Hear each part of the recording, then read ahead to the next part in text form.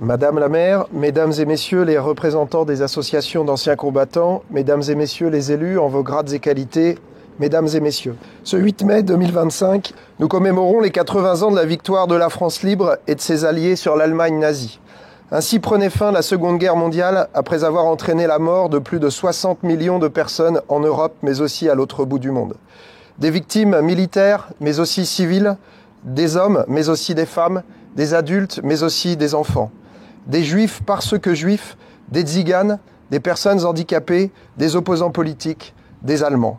Je salue celles et ceux qui ont connu cette funeste période et qui sont encore ici pour en témoigner. Le 8 mai 1945, les survivants ont espéré que ce serait la dernière.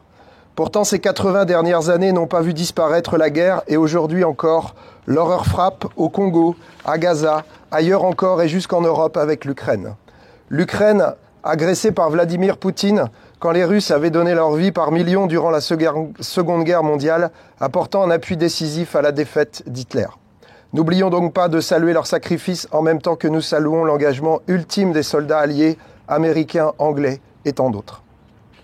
La guerre n'a pas disparu et le présent voit même monter le risque de nouveaux conflits, et à nouveau avec une dimension mondiale.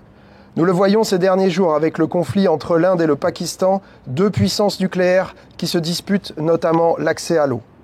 Nous le voyons aussi depuis le retour de Donald Trump à la tête des États-Unis d'Amérique il y a à peine plus de 100 jours. La menace de conflit est d'abord très directe puisque celui-ci a réitéré auprès du Premier ministre canadien sa volonté de faire de ce voisin souverain le 51e État des États-Unis.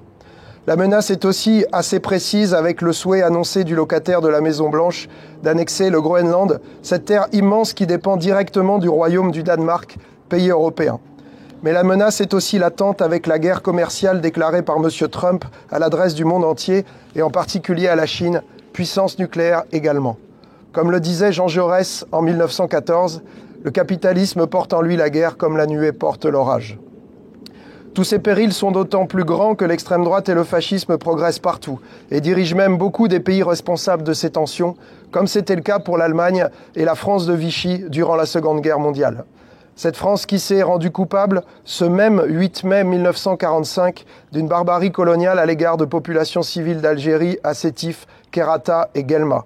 Des Algériens qui manifestaient pacifiquement pour ne réclamer qu'une chose, l'application des principes d'égalité et de dignité pour lesquels nos résistants venaient de donner leur vie en Hexagone. L'objet d'une commémoration est d'abord de rappeler les faits historiques et de rendre hommage aux victimes et aux héros. C'est aussi l'occasion d'interroger le présent à l'aune de cet éclairage historique. C'est enfin le moment d'adresser un message d'espoir pour l'avenir.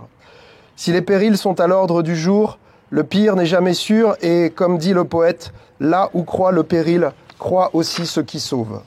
C'est sans doute vrai sous toutes les latitudes et concernant notre pays, je veux croire que le présent est aussi plein de partisans et de partisanes sincères et farouches de notre devise républicaine, liberté, égalité, fraternité.